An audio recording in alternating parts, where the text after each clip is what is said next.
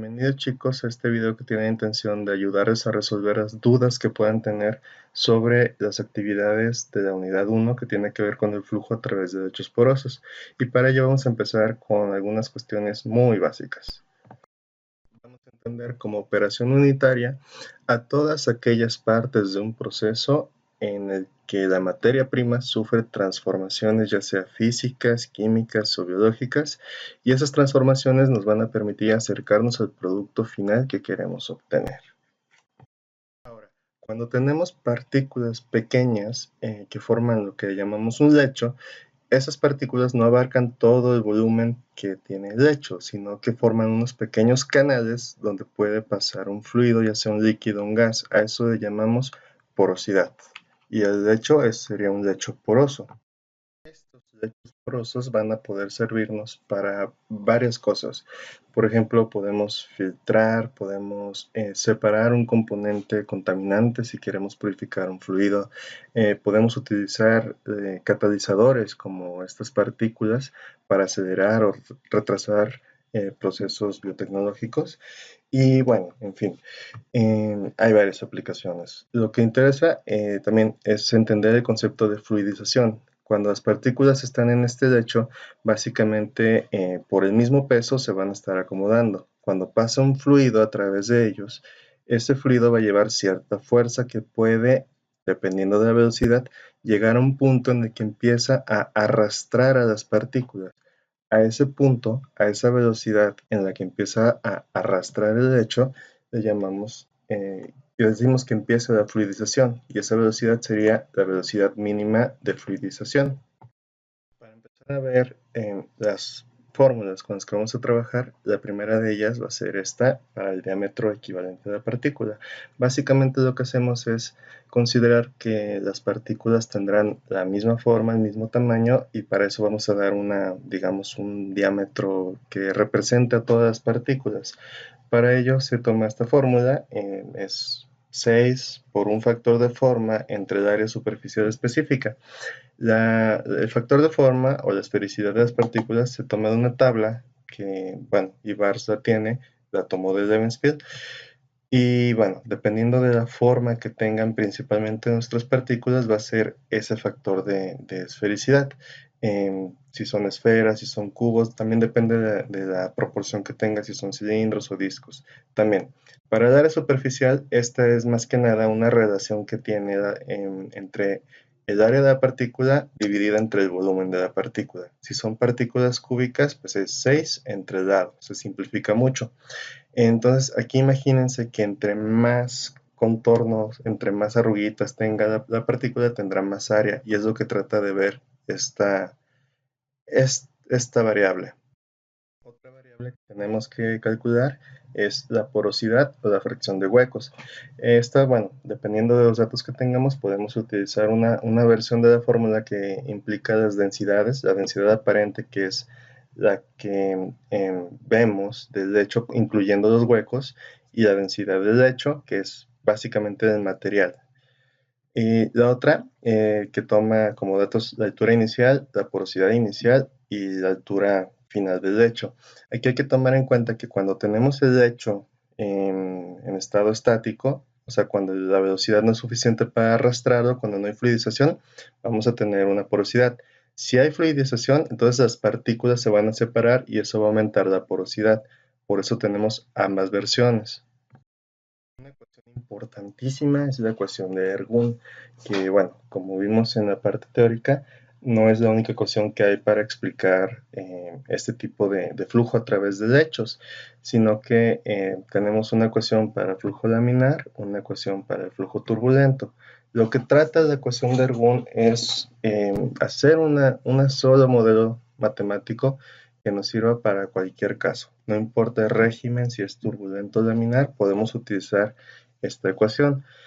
Y nos sirve, bueno, básicamente para calcular caídas de presión o a veces para calcular velocidades. Y aquí tenemos varias variables que dependiendo del caso nos la puede proporcionar el ejercicio, el ejemplo, o las podemos obtener de manera experimental o se pueden obtener de tablas. Generalmente viscosidad y densidad del fluido son datos que obtenemos de tablas y bueno, porosidad generalmente o nos la dan como dato o se calcula por medio de ecuaciones, igual diámetro de partícula generalmente o es un dato o se calcula por medio de ecuaciones. Aquí lo importante es que aunque se vea un poco intimidante esta ecuación, realmente, pues si tenemos una calculadora científica, es muy sencillo resolver o trabajar con este tipo de ecuación. Respecto a la densidad y la viscosidad de fluidos, por ejemplo, del aire o del agua o de cualquier otro material, pues hay fórmulas. Si son gases, pues con la fórmula general de los gases, ¿no? Ideales, o bien a través de tablas. Si es la fórmula de los gases ideales, pues ocupamos presión, la constante de los gases, la masa atómica del aire y la temperatura. Si tenemos anexos de algún libro, por ejemplo de Jan Koplis, ahí vamos a encontrar tablas donde podemos ver densidad y viscosidad de varios fluidos. Otra variable es la velocidad de flujo, que esta tiene que ver con otras dos variables, o se obtiene a través de dos variables, el caudal y el área transversal. El caudal es la cantidad de volumen que pasa por una unidad de tiempo, es decir, cuántos litros pasan por segundo, por decir un ejemplo, y se maneja con la Q ya sea minúscula o mayúscula, dependiendo del autor. El área transversal, por su parte, es si nosotros cortáramos la tubería o el material por el que pasa el fluido, donde está nuestro lecho, de forma perpendicular al flujo, sería el área, la forma que tiene ese corte. Por ejemplo, en la figura sería el cuadrado que aparece ahí. Entonces, debido a que la forma de la tubería va a ser algo importante para este tipo de ejercicios, tenemos que recordar algunas cosas de geometría.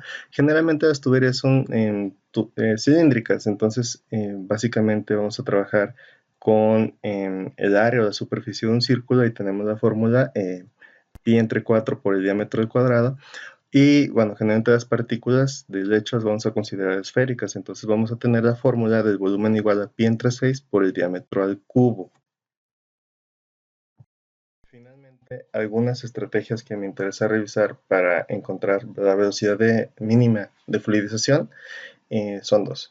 Una que es analítica, es decir, a través de ecuaciones, donde por ejemplo tenemos la fórmula que nos propone Levenspiel, que ahí aparece en la pantalla para la velocidad mínima de fluidización, o bien la otra es gráficamente, a través del método gráfico. Nosotros ahí ocupamos una gráfica donde de un lado tengamos la velocidad del fluido, por el otro la caída de presión, se grafican, y bueno, se ven las tendencias. Generalmente hay una tendencia lineal cuando empieza la gráfica, la función, y en algún momento se pierde esa tendencia. En ese momento en el que la tendencia se pierde es cuando consideramos que inicia o que encontramos la velocidad mínima de fluidización. Ahí se trata nada más de identificar los valores que corresponden a ese valor de la velocidad. Para poner en práctica estas ecuaciones, bueno, vamos revisando el problema 9.6 de Ibars. Ahí lo tienen ya resuelto, pero me parece importante analizar para que vean de dónde salen los datos, por qué salen ciertos valores, etc. Entonces, este problema básicamente corresponde a una experimentación típica que tiene que ver con que tienen un lecho poroso y ponen diferentes caudales. Generalmente el caudal o lo miden con un instrumento especial para medir el flujo caudal, o bien hay quien tiene una cubeta graduada que tiene, saben a cuántos litros y toman el tiempo y de ahí sacan manualmente el caudal. Y bueno, pues estamos viendo con una regla o con algún instrumento para medir la altura que va tomando el lecho con diferentes caudales.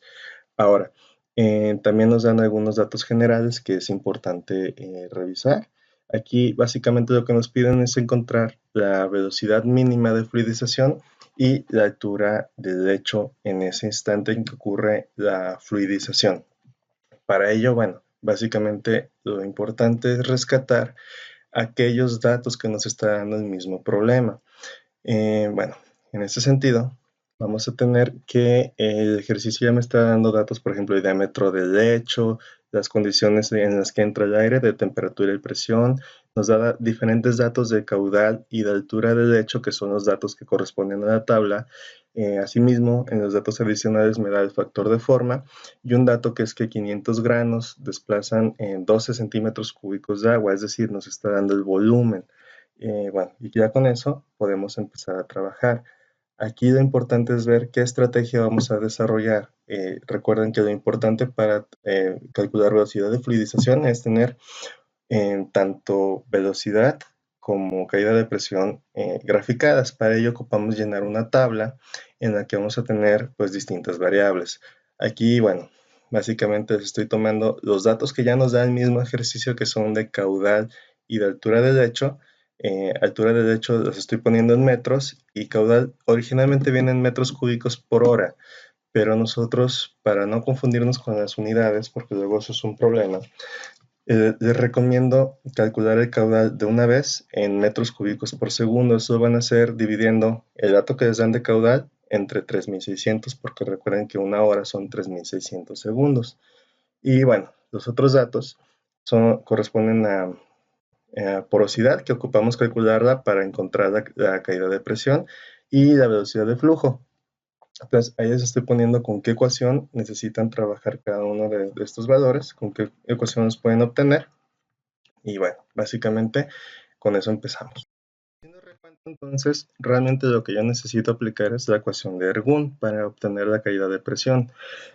Para ello, bueno, aquí ya tengo despejada para la caída de presión, nada más la longitud del lecho la estoy pasando de otro lado multiplicando. Y bueno, de los datos que ya tenía, lo único que me falta es encontrar densidad del aire, que ahí está la fórmula para ello, la viscosidad del aire, que vamos a tomar de tablas, y bueno, también ocupo el diámetro equivalente de partícula, que sí tengo la fórmula para ello. Y bueno, finalmente para también calcular la velocidad, tengo el dato de caudal, pero me hace falta la superficie o el área transversal del lecho. También para eso tengo fórmula, que ya aparece. Entonces vamos por partes. Para el diámetro de partícula yo tengo una fórmula para una sola partícula. Entre los datos que me dicen es que 500 granos, es decir, 500 partículas, ocupan 12 centímetros de volumen. Entonces la fórmula que yo tengo, el volumen me lo están dando, son 12 centímetros cúbicos. Mi fórmula original es para una partícula, pero yo tengo 500, por eso aparece el 500 multiplicando lo que ya tenía originalmente. De ahí despejamos para obtener el diámetro de una sola partícula y luego hacemos el ajuste con el factor de forma para encontrar el dato del diámetro de partícula que vamos a usar en la ecuación de Ergun. Por otro lado, para calcular la superficie, igual, yo solamente voy a sustituir el valor que me dan, en este caso el diámetro de 0.2 metros, para entonces sustituir en la fórmula y despejar o encontrar el valor de superficie que yo tengo, que de hecho ya está despejado, nos daría 0.03142 metros cuadrados, como pueden ver. Para el caso de la densidad del aire, vamos a utilizar la fórmula del gas ideal. Ya tenemos los datos de temperatura y presión del mismo ejercicio, y de tablas vamos a conseguir la masa molecular del aire y la constante de los gases. Sustituimos valores y obtenemos la densidad sin otro contratiempo. Para la viscosidad vamos a buscar en el anexo, en este caso yo les recomiendo los anexos de Jankoplis, vienen varias propiedades tanto del aire como del agua, y de ahí obtenemos el valor de la viscosidad. A partir de ahora entonces nos vamos a dedicar a llenar la tabla de los datos que habíamos propuesto desde el principio. Ahí, bueno, consideren porosidad, tenemos todo para hacerlo, velocidad también se tienen todos los datos, igual con la caída de presión. En el caso de caída de presión es importante que consideren que porosidad, altura del lecho y velocidad van a cambiar renglón por renglón. Densidad, viscosidad y diámetro equivalente, esos van a permanecer constantes. Fíjense aquí, les estoy poniendo el primero y el cuarto de los renglones. En la ecuación de Ergun se están sustituyendo datos y solo van a cambiar esas variables que les menciono, que son las que les estoy indicando.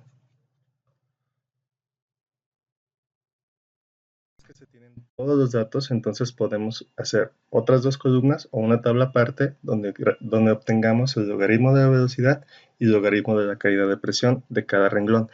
Y con esos datos vamos a graficar para entonces obtener la velocidad mínima de fluidización. Acuérdense que son logaritmos y acuérdense que es la velocidad cuando cambia la tendencia que tiene la línea. Ustedes más o menos identifíquenlo. Y bueno, con ese dato ya pueden obtener el resto. Les pongo la fórmula para la altura. Cualquier duda, estoy a sus órdenes, me pueden consultar en cualquier momento.